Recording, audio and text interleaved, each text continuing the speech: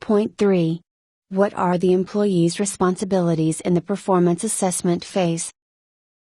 Both the manager and the individual have responsibilities in the performance assessment phase of the process, just as they do in each of the other phases.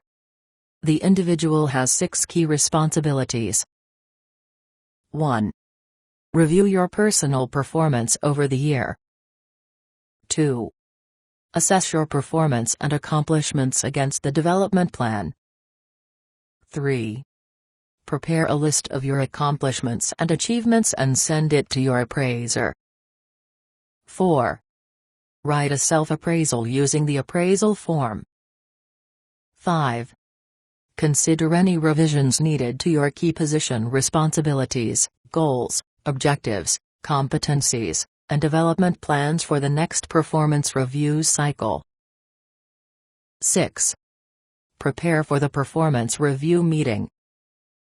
Tell me more. Review your personal performance over the year. Performance appraisal is not exclusively the responsibility of the manager. Each person regularly needs to ask himself the question, how am I doing? The advantage of a formal performance appraisal system is that it forces this beneficial review on at least an annual basis. Assess your performance and accomplishments against the development plan. The manager's assessment concentrates on how well the individual did in meeting job responsibilities, goals, objectives, competencies. The individual needs to do the same. Another area for the individual to closely focus on is how well she did in carrying out the development plans that were made at the start of the year.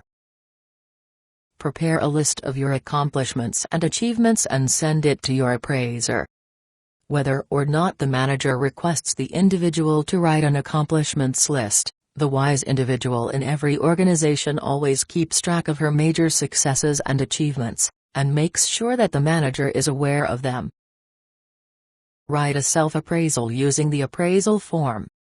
Again, whether or not the organization requires self-appraisal as part of the performance evaluation process, it's a good idea for the individual to draft a self-appraisal before sitting down for the formal performance review.